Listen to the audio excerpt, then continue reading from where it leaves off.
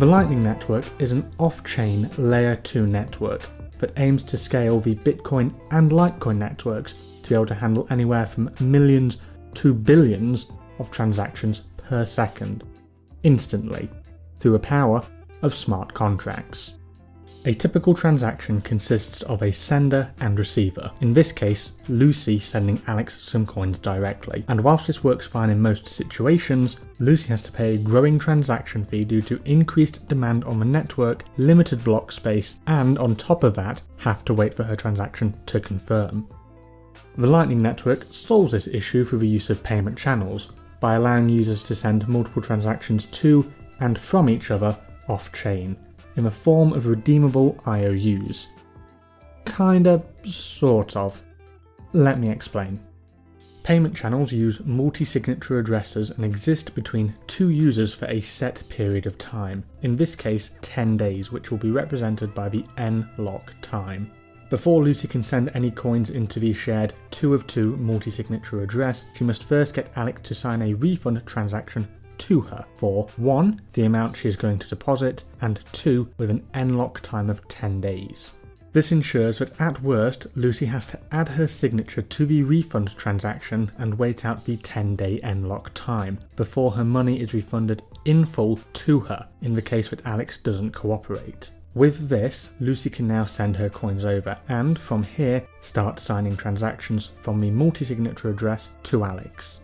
During this 10-day time period, Lucy can make numerous half-sign payments to Alex without incurring any transaction fees. However, once Alex adds his signature to a transaction, since it doesn't have an N-lock time, it is committed to the blockchain and their channel is closed. This is an example of a unidirectional channel.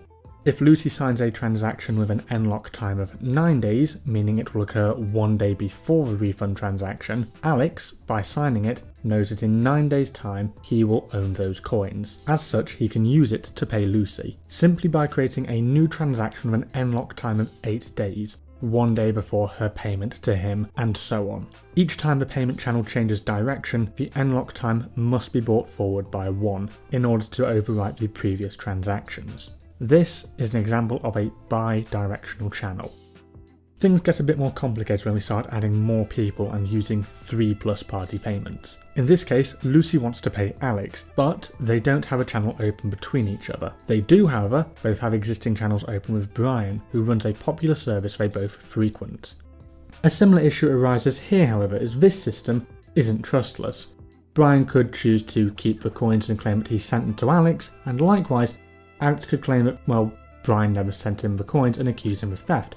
And since there's no record of it on the blockchain, you couldn't prove him wrong. Thankfully, however, the parties here can use hashed time-locked contracts in order to prove payment and resolve this issue.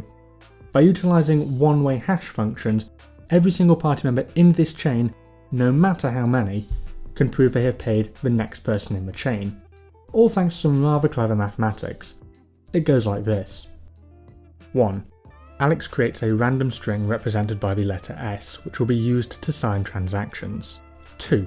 He hashes it, represented by H, and shares H with Lucy. 3. Lucy then shares H with Brian, and they both agree to create an HTLC between them, comprising of a refund transaction to Lucy with an N-lock time of 2 days, and a 100 coin payment to Brian, so long as Brian can produce S. 4.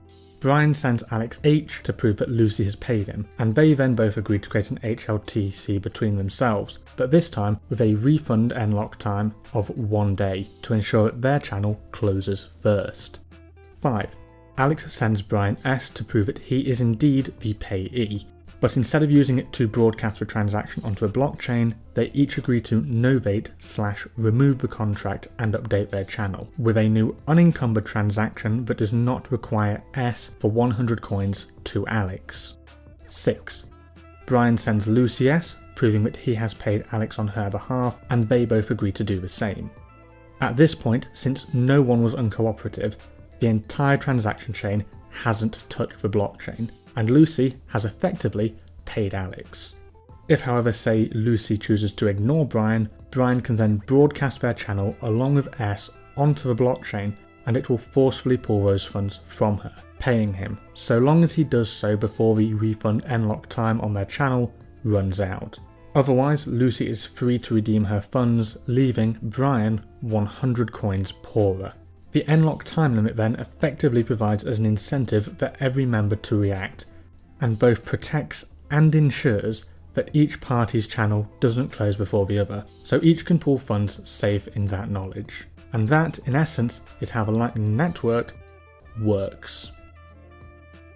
Whilst this all sounds very complicated to set up and actually get working, the two main developers behind the Lightning Network, Joseph Poon and Thaddeus Taj, are both working on an interface which would hopefully make using it as simple as sending a standard Bitcoin or Litecoin transaction today, meaning it will require no real extra input from a user's perspective, which is very welcome news, not to mention it will go a significant way to helping with its adoption. That of course is not to mention the other benefits that come with this, including reduced blockchain growth as more and more transactions are handled off-chain by the Lightning Network. Oh, and microtransactions, which can actually be a thing now, as users won't be charged a transaction fee until funds are committed from the payment channel onto the actual blockchain. So we won't have to pay 20 cents of the luxury of buying a coffee with Bitcoin. From an average user perspective then, this is pretty good. All we need to do is keep trading our transaction IOUs across the Lightning Network and every now and then update our channels between each other. From the miners, however, not so much, as they will start to receive less and less income from transaction fees. They will, however, still remain a necessary part of the ecosystem. And whilst the Bitcoin and Litecoin networks resemble mesh networks, the Lightning Network will, we imagine, most likely resemble multiple hub networks as it matures, connected to each other where users send funds through one central service, such as an exchange or a crypto bank. This is even more apparent when we start looking into and judging their user statistics, although there will always be the option to open your own private channel if you wish. There are, however, some caveats. Without implementing the necessary transaction malleability fixes, it is not safe or feasible to currently use the Lightning Network. One way to achieve this would be through the use of SegWit or segregated witness, which we previously discussed here. However, whilst SegWit looks set to be activated on Litecoin, it looks far less likely to ever be activated on Bitcoin, meaning we will most likely see the Lightning Network fully in action first on Litecoin, whilst Bitcoin in the meantime searches for another solution. Many thanks to Charlie Lee of Litecoin and Joseph Poon, one of the main developers of the Lightning Network, for helping to inform this script. A reminder that you can stay up to date with everything regarding the Lightning Network and its development by simply following them or visiting their site lightning.network. And as always, I will see you next time.